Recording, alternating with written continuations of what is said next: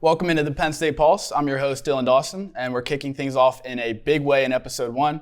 Joining me today is Penn State legend LeVar Arrington, one of the best to do it in the blue and white. LeVar was the most feared linebacker in college football in the late 90s and racked up a lengthy list of accomplishments along the way, including College Football Hall of Fame inductee, 2-time All-American, 2-time first-team All-Big Ten, Butkus Award winner, Big Ten Defensive Player of the Year, and second overall pick in the 2000 NFL Draft, actually behind your teammate Courtney Brown. Thank you for joining me today, LeVar. How you doing? I'm happy to be here, man. Yes, sir. All right, so you can now add CEO to that list as well, as you're the founder of the Up On Game Media Network. And I'm honored to say that I'm now working with you as well with the Disrupt U PSU branch in particular. Could you tell us a little bit about that? So Up On Game, Dylan, was a brainchild of me and my partner, Ricardo Dickerson, and then we brought on our other partner, Steven Blanco. We felt like we could create a blueprint for building a brand that would ultimately be able to, you'd be ultimately able to build what it is that you want to do within media or within other sectors or other categories.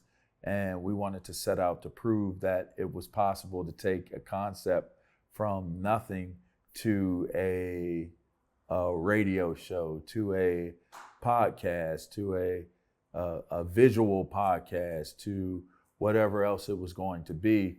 And so that's what we did. We actually created a program. We didn't like the name. It was an interesting name called Warrior Woke. Love the warrior part, hate the woke part. Just not into the whole woke thing.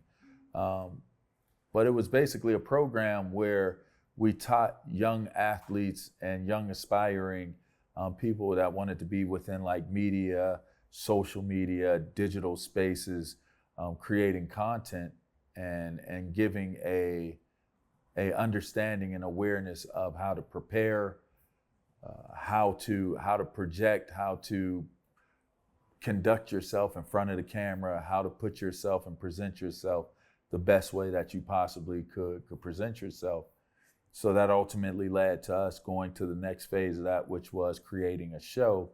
And we created a podcast show called Up On Game. We eventually got that show taken on board for a nationally syndicated radio show on weekends for Fox Sports Radio.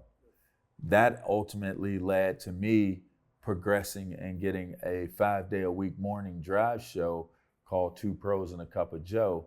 So Up On Game is with TJ Hushmanzada and Plexico Burris. Two Pros and a Cup of Joe is with Jonas Knox and Brady Quinn. Three of the four hosts are former football greats that now are in media as well. So we just felt as though there's a blueprint to understanding how to build and grow your brand and being able to do it in this new world of technology and where the digital age has taken us to. And so that was kind of the catalyst for why we did what we did and how we got here in the first place. And so here we are. We created Disrupt U, PSU, which is our agency arm that now basically helps to guide, develop, incubate talent in business and product within the Penn State community. And I'm proud to be a part of you being our first signee to the brand and ultimately what I believe will be an anchor show for what it is that we're doing and an anchor talent. I believe that you are an amazing talent at what you do. Thank you. And so you're very welcome. And so to have the opportunity to work with you and to bring you on board to what it is that we're doing, to contribute to what we're doing and building. For what it's worth, I do believe he may be the first NIL non-athlete to be getting an NIL deal for college, which is, I think, pretty dope. Yeah, we'll see. Pretty exciting. I mean, I remember hearing about you growing up as I was watching football, Brady, Plaxico Burris on the Steelers. So it's definitely cool to see former athletes, current athletes get involved with media. It just provides a really cool, different perspective, and it's always something that people want to tune into. As far as like long-term goals, expectations, what are you thinking for this? Long-term goals is to build a successful production house, a successful brand, almost along the lines of iteration 2.0 of like what a Barstool would be, having tremendous personalities like yourself who are in the community, connected with the community, and creating not only funny and provocative content, but also purpose-driven content. I believe in giving back to your community, being a positive contributor to what it is that you do in your community. I'm one that represents first responders and military service members, also passionate about youth. So for me, those are the things that I will represent and have represented on our platform. And as it grows, there will be different things that people are passionate about with our student athletes of Penn State that come on and are a part of what we're doing, that I believe will be pretty cool to hear the stories, connect the interviews, connect the content, and connect the purpose to what it is that we're doing here, and ultimately shine a light on our Penn State athletes and our Penn State community on not only the great leaders that we have in our athletics, but also the bright minds and the great leaders that we have within the academic community of Penn State. And how long have you been involved with media and all that stuff now? It's been over a decade. I started off in Washington, D.C. My first job was with CBS Radio. It was 106.7 The Fan. Had a show called The LeVar Arrington Show with Chad Dukes. It was the #1 rated morning drive show, or afternoon drive show in the market. We did very well. I actually was a writer, a blogger, and a video blogger for the Washington Post. I did a column called Hard Knocks. It was interesting because at that point, I was writing and I was doing radio and I was doing television. And that was when all of that the proverbial S of the Penn State scandal hit the fan. So I'm all in media when our darkest time as an institution and a university hit. And so for me, I felt like it was perfect timing and an honor and a duty for me to be a beacon of light, a person of support during those dark times. A lot of people really turned their backs on us as a school and an institution. Thought there was a whole lot of unnecessary, unjust, unfair judgments that was passed on all of us, as if all of us had done something wrong, like we were this wicked, evil cult that condoned doing all of these crazy things. And that wasn't the case. And I wanted to make sure that me having a voice in media, that I use my voice and my platform to the better good of representing our community in the best way that I possibly could. Can you tell me about your high school recruitment, and then when did you know it's going to be Penn State? So I was a senior in '97, and I was highly recruited. I was actually highly recruited while I was in the 8th grade. As the story is told, I grew to 6'3" in the 6th grade. I was dunking a basketball in the 6th grade. So I was pretty freakishly athletic. I continued to kind of, develop. I had this love and passion for sports. I was a basketball player first, but I'm from Pittsburgh, so I love football. I played football. My family played football. Uncles played football. I grew up in football culture, and I was what you would say someone who enjoyed athletics and competition. Really, it was really about competition. I was very competitive, and it ultimately led me down the road being a tailback and a linebacker playing football. So while I was playing basketball and playing track, I really was garnering a lot of attention playing football. I actually got a letter from Miami. Miami was the first school that sent me a letter. I was in the 8th grade. Notre Dame sent me a letter. Michigan sent me a letter. It was some crazy schools sending me letters. I'm in my 8th grade year. But what happened was I was playing 9th grade football because at school I went to, they had a 9th grade team, they had a JV team, they had a varsity team. So when I was in the 8th grade, I was playing 9th grade ball. Somebody sent my film out and, asked my measurables and stuff like that. And they saw the footage of what I was doing and they were sending me letters. Now, they weren't offering me scholarships, but they were sending a ton of letters. And so that was pretty cool to kind of feel that relevance because, I kind of was like one of those, the black duck type of deal where, you got all these pretty ducks like my older brother was, straight A student, super, super well liked and all that stuff. While I was like really rough around the edges, I wasn't popular, nobody really wanted me around. I kind of got on people's nerves, stuff like that, right? So I was like one of them revenge type dudes. Like I'm in the gym, started working out because I couldn't beat up my older brother. Like I was jealous of my older brother. He was great at everything, including beating my ass, right? So I started lifting, and my whole motivation for lifting was to beat my brother up at some point in my life, right? But it turned into kind of like a salvation for me, exercising, working out, started getting recruited, and so that catalyst led to me being like ultimately competitive and very, very, very in tune with what my accomplishments were and my achievements were because nobody really wanted me around them for a long time, right? So I started getting a lot of great results on the field and in other arenas. I ran a 10.6, 10.7, 100 meters. At one point when I came to Penn State for a camp, I ran a 4.38 electric clock time 40 at 6'3". So I was like doing some like freakishly type stuff while I was in high school. And so for the longest time, I thought I was going to either go to Florida State or go to Miami because I was a big fan of linebackers, wanted to play linebacker, and I liked Ray Lewis and Derrick Brooks. Those were my favorite two linebackers in college.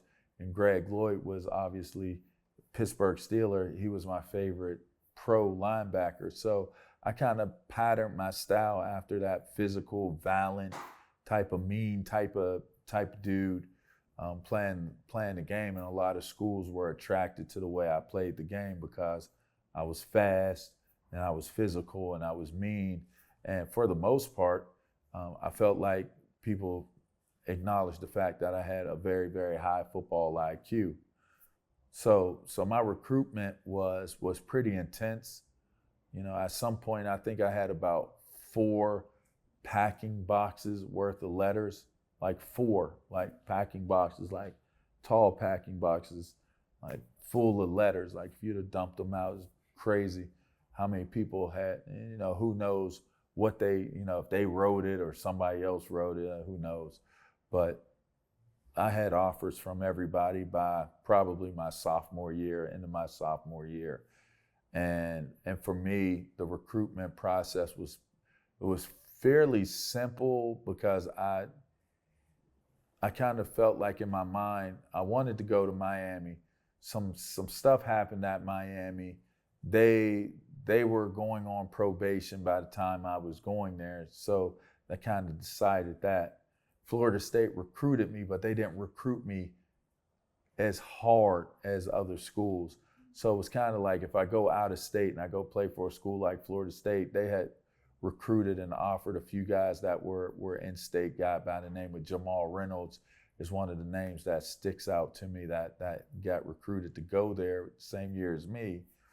And I just recall myself thinking, if I'm going to play linebacker, why would I not go to the school that's deemed linebacker U? And so that was when I started kind of looking at Penn State a little bit harder. I was already a fan because of the Fiesta Bowl. I can remember the time and place where I was at when they played the game with DJ Dozier and and Shane Conlon and all those guys, Ray Isom and Bob White, and it's just a host of amazing football players on that team. And so I started like kind of really getting into Penn State football and fell in love with it. And so I actually committed my junior year of high school, got a tattoo on my arm and everything of Penn State. And that was how the recruiting process went for me. I took one official visit. It was to Penn State. I honored my commitment to Penn State. Tom Bradley, Scrap, they call him, he recruited me. And, I guess the rest is history. So 2 things stem from that. One, you say you grew up in Pittsburgh. Are you a Steelers fan, or are you? I am. Okay. To this day. Yeah, I am as well. Yeah. So, second, you said Miami was the first school to reach out to you. Who was your first offer? Was that Miami or a different school? I don't remember who the first offer was. I really don't, because at the point in time, like I said, at the end of my 8th grade year, I got so many letters that I just kind of stopped paying attention to the letters. So I don't even really know who was offering me when, but it was a lot of them.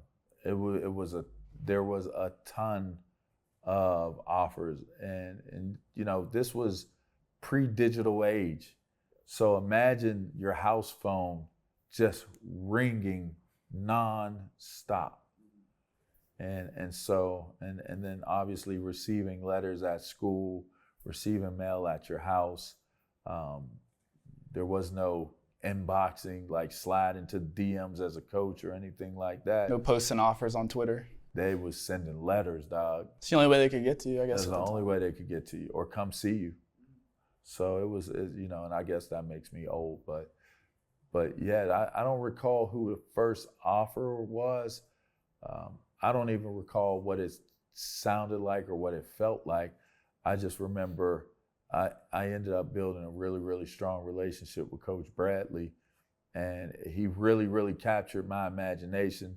He's actually the reason behind me getting number 11 and starting the trend and the tradition connected to 11 at Penn State. So we created a super dope relationship, and it just kind of went from there. And I committed my junior year and just never looked back. So your son, LeVar Arrington Jr., is actually the second. Yes, the class of 2025 linebacker recruit. Just OV'd UCLA. His official visit's coming up at Penn State, June 21st. What are your thoughts on his recruitment, how it might compare to yours, and where he may end up? I went to what's considered a big school, a power school in high school. We were Quad A in Western PA, and back then, that was the highest level of competition, and it was pretty high-profile conference, and a lot of big talent came from where I was playing. So the amount of attention and the amount of scrutiny and just recruitment was pretty high. My son goes to a school named Charter Oak. It's not a modern day, it's not a D1 school in the California area. It was D4 at one point. I think it was D7 last year. It's like slide and scale, but it's a smaller school. So the amount of attention on him has not been as great. I brought him along pretty slowly. He didn't have the same path as me in playing the game. He was more of a fan of the game. I was a fan of the game, but I was more so trial by fire, where I felt like we took a really educated approach in how he grew up and how he developed. And so he didn't play football for a while. I started at 8. I think he started at like 12, 13. And so I think for him, it's definitely been an interesting journey. I got an opportunity to coach him as his defensive coordinator his freshman year. I saw a lot of potential in him, but I didn't see him as being like an elite player. I thought he could be, but I just didn't think that he got it enough where I could actually stamp it and be like, dude's got it. And his sophomore year, it was kind of much of the same. It was like he gets to the ball really quickly. Like he gets there quick, but he don't finish. It's like, you're not a finisher. It's like kind of like you do all that work to get to where the ball is, but why you not getting to the ball carrier, taking them down? Is somebody else taking them down and you're standing around the pile? This last year, his junior year, it was kind of the same for most of the season, but you could see that there was a progression in how he was doing things.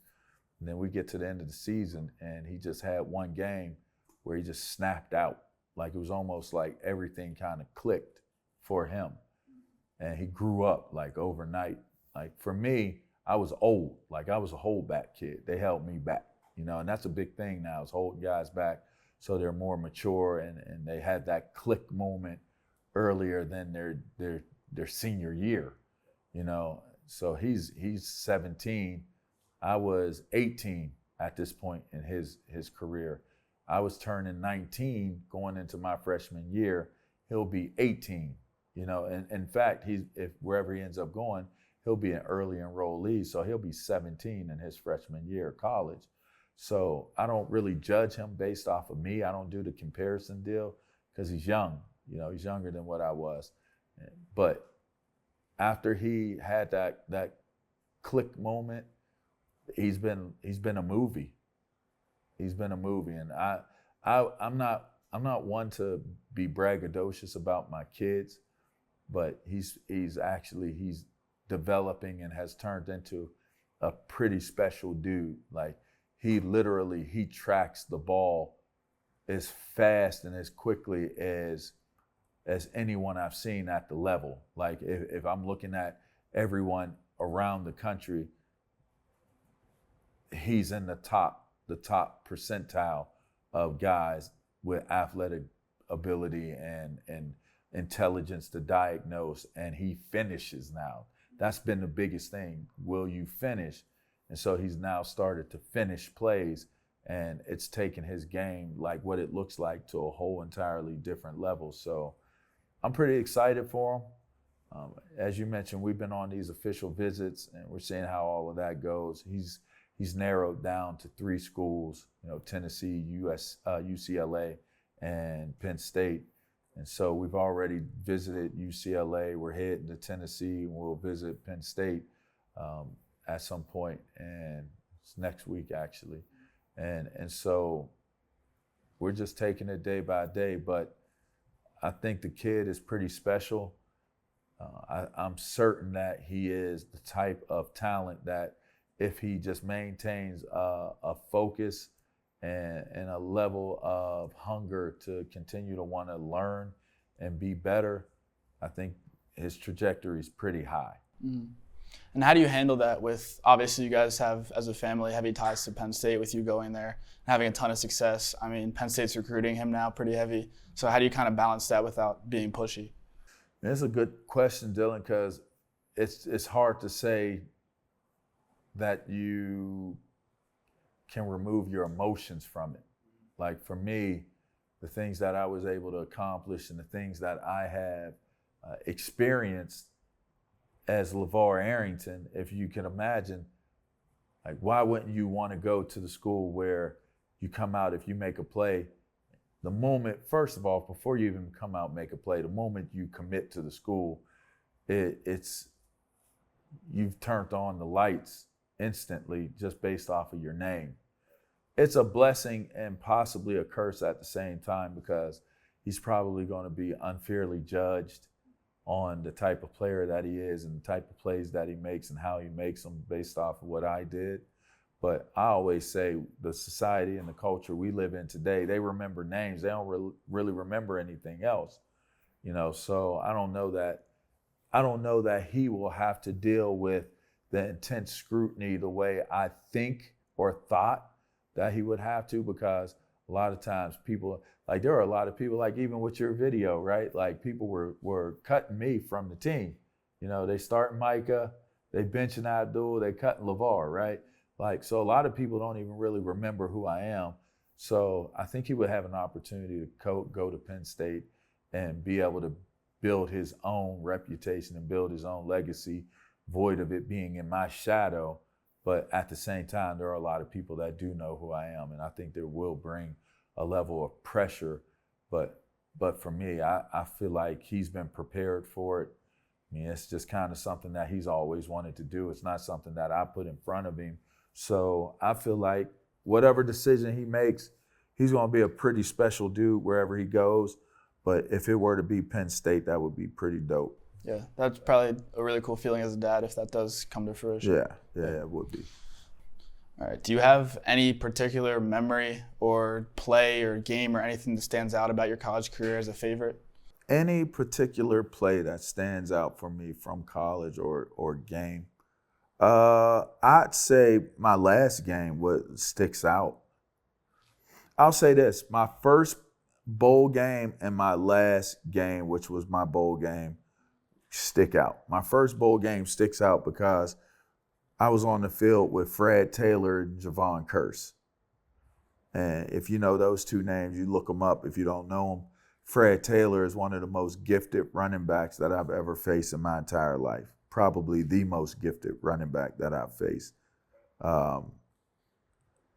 And Javon Curse is one of the most freakishly athletic dudes that you'll ever see ever play the game as well. So I got an opportunity to experience what greatness looked like outside of my own team, because I had some greats on the team with me. But outside of that, I got to see a Florida team that was ridiculously talented.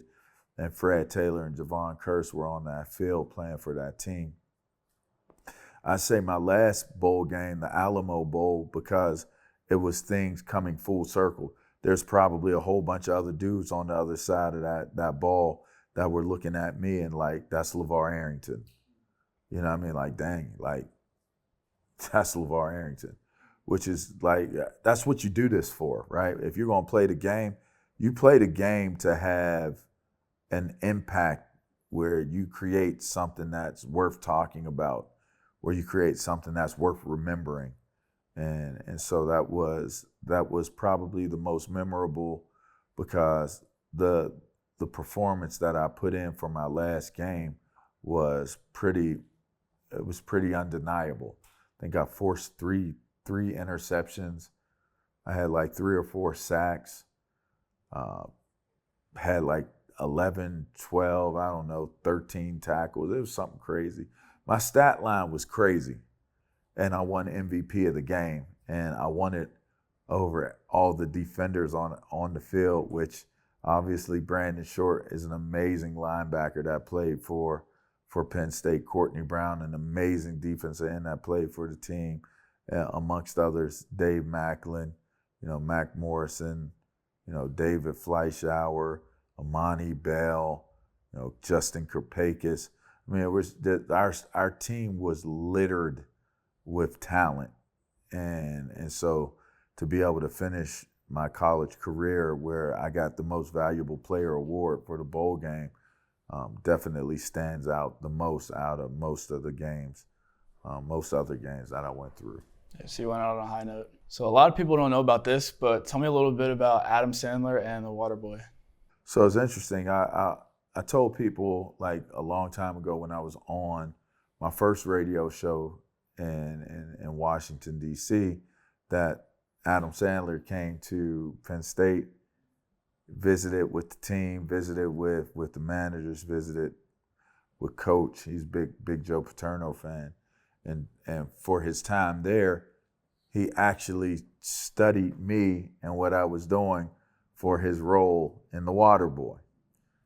And so, he was sitting with me in the locker room, asking me a ton of questions. Every other word was profanity. He kept apologizing for cursing so much. It was kind of funny. He's a funny dude in real life. And so, yeah, we had an opportunity to spend time. He wrote me an autograph. And the coolest thing about it is a lot of times celebrities are like very, very disconnected. And so I seen him like maybe like 6-7 years ago. And it's maybe even more, but I was at the Super Bowl and he was on Media Row and he came and sat down with us and he told the story like, yeah, I was there to study LeVar Arrington to become the Waterboy. So it's a cool distinction. I like to believe I'm not the based character. I'm not what Bobby Boucher is as a person, but I was certainly a Bobby Boucher with the way he was running the plays and the way he was making his plays during the course of the movie. He came and studied your boy, yours truly, for his role as Bobby Boucher, the water boy. I'm in essence the water boy. Okay, so as I previously mentioned, you were the second overall pick in the 2000 NFL draft to the Washington Redskins at the time. At one point in your career, was it high school, college, did you realize that you were going to make it and go to the NFL? It's an interesting question because if I'm being honest, I think at 8 years old, I looked at my mother and I told her I was going to retire one day and I was going to buy her the home of her dreams. Now, I guess you could say it would be naive to say I knew at 8 years old, but I believe in manifesting, and I just felt like at that point in time, I had played a couple games, I had did really well, and I was just confident in telling my mom that, I'm going to retire you soon, and I'm going to do all of these things that are nice for you at some point in the near future. And that's kind of what happened. It was a driving force, and that's what ended up happening. So right around when you retired, there was a motorcycle accident that you were involved in. Is that the reason you retired, or was it something else, or what was the situation there? It's interesting because I don't really talk about it much at all. I broke my arm, mangled my arm, my wrist, destroyed my wrist. They had to do a skin graft off of my leg. The bike went into my leg. I don't even remember it. It happened so quickly. A lot of people report and say that I retired because I wrecked the motorcycle, but I had checked out. I had been released from the Giants, and I hadn't even finished my rehab for my Achilles tendon. I broke up out of New Jersey and went back to Maryland, back to where I felt like I belonged. And I limped.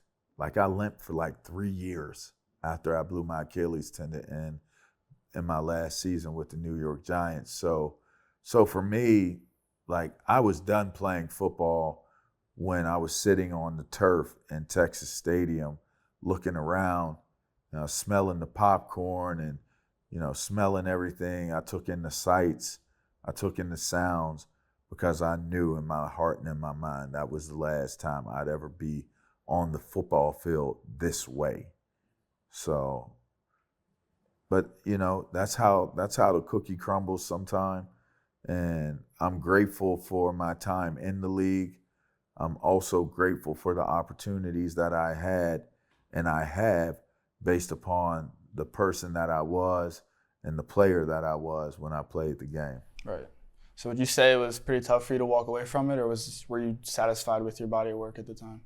I was satisfied. I knew I was going to be a Hall of Famer, but I was definitely satisfied with my body of work. I feel like I left some things on the table, but sometimes, you leave things on the table, and you don't always finish everything that's on your plate, and you don't always, you try to put your best foot forward, but it doesn't always happen that way. It doesn't always play out the way that you had hoped, imagined, or thought that it would.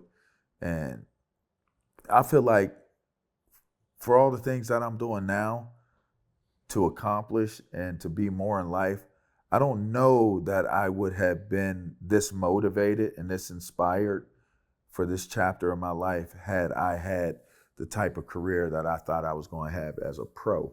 So it ultimately worked out the way that it was supposed to work out because I'm so inspired to be more in life. And I feel like ultimately the shortcomings of what took place when I was in the league was a tremendous catalyst for me to actually want to approach what I do in life even more so intensely than what I had ever done at any other point in my life. So switching gears, looking at the current roster, just the linebacker room in particular, is there anyone that really stands out to you that people aren't paying enough attention to or that you think could be due for a big season? So there's two names, and listen, Abdul moved from linebacker, and he's more of a edge now, and will be a positive contributor as an edge, as a move around guy. But as a true linebacker, Kobe King has got to be the most underrated linebacker in the entire world. I mean, if you could carve out, chisel up, put the description next to the carving and the and the sculpture of a man that Kobe King is, like, that's who would be the picture, the standard of the example. I love his game. He plays physical. He plays fast. He's got a nose and a knack for the ball.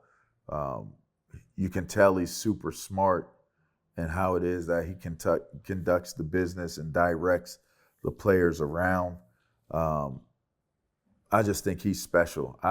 I really, really, truly hope he gets his just due this year, because he has been a guy for Penn State and college football. I say the second name I would give you is Tony Rojas. Everybody's buzzing about him, and they should be, rightfully so. He's athletic, he's big, he's strong, he's smart, and he does things the right way. You know, I was talking to my son, about Tony Rojas not too long ago, and he was like, Dad, he's just always in the gym. Like they had the spring game, he was in the gym. They're like, yeah, you got to get out of the gym. We got a game to play, da-da-da. And he just looked at him and laughed. I said, I wish I had that time. I had work ethic and I worked my ass off, but I wish I had the type of work ethic where I lived in the gym. You know, I lived in the meeting rooms and did everything that I was required to do and then some. I wish that was the way that I approached my college career. I ended up learning that later on in life, but I look at how he prepares himself, and it's pretty second to none how he prepares himself. And ultimately, I think those are the reasons why guys like him end up being so successful. Right. I mean, you really saw the impact of that his freshman year as soon as he got on campus, as soon as he was provided with those resources, the nutrition program, the weight room, all that. He went from, I think, 195 to 225. Yeah. His weight in like one off season. Yeah. So as soon as he got those resources provided to him, he was ready to go. Yep. Penn State recently made a new hire at defensive coordinator then with former Indiana head coach Tom Allen. Do you have any thoughts on him or what he might bring to the table? He's going to bring an older feel, like more of a fatherly. It seems like he has more of a fatherly feel, a fatherly vibe to him. Whereas like Manny and Pry, they were more like you related to them. I think Allen is like an old head.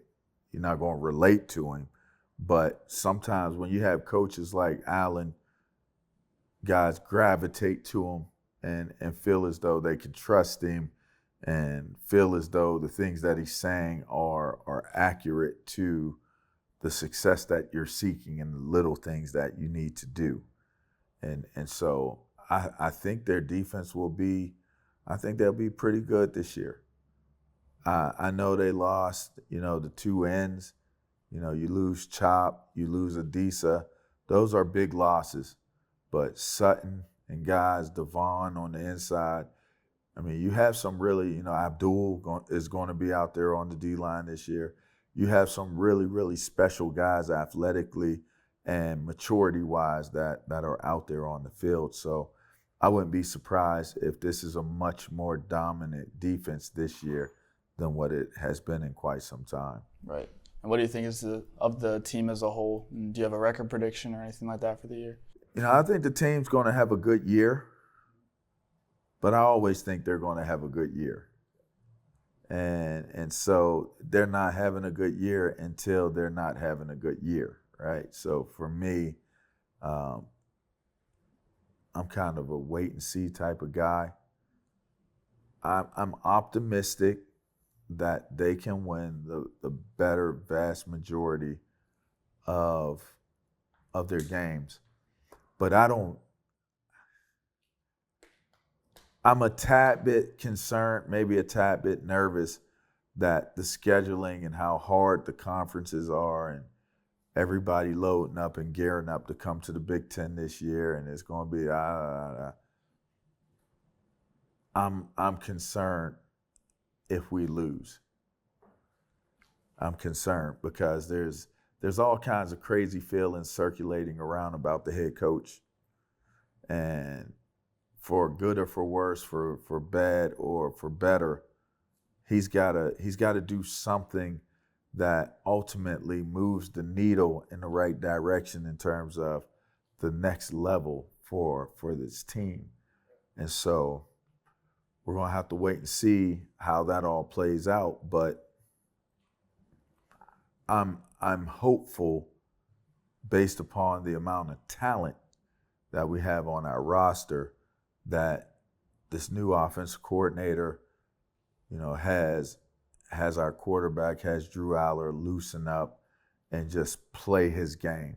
Get your proper reads, know what your proper reads are, get out there, throw the ball, play your game. Because I think Drew Aller is the first franchise quarterback we've had since Kerry Collins. And we've had a few good quarterbacks, like, obviously Mike Robinson is a dope name. Daryl Clark is a dope name during that time period. So we've had quarterbacks, Hackenberg, dope quarterback. So, but, you still got to get in there and you still got to do it. And that's kind of like the key to it. Like, get yourself prepared, but you still got to get in there. You still got to do it. Right. I'm personally bullish on Aller. I think if he has the right offensive coordinator, that it could unleash his potential. I mean, the thing with Kotelnicki, instead of trying to get the players to fit his scheme, I think he's going to build the scheme around the talent and where the offense is strongest from a roster standpoint. I think he'll kind of play off that. So I think that could be a really positive thing for the team, for sure. I like it. Yep.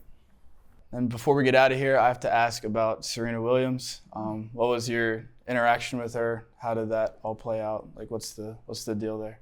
I never really talk about or discuss that aspect, that time, that person. I've always felt like I need to be respectful of, the privacy of knowing her. You never want to be a person that's like, yeah, I know her, that type of deal. Me and Serena at one point were probably like best friends.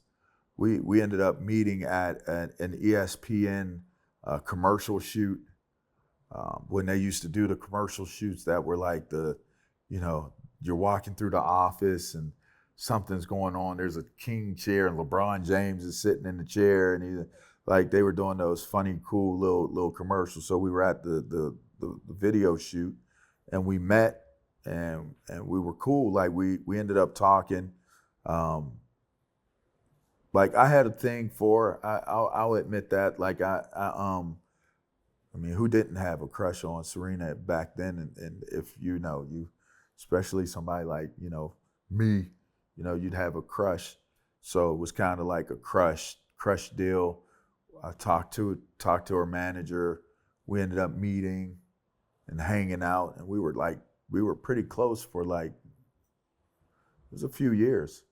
We hung out with each other for a few years, and some would say, the story would have it that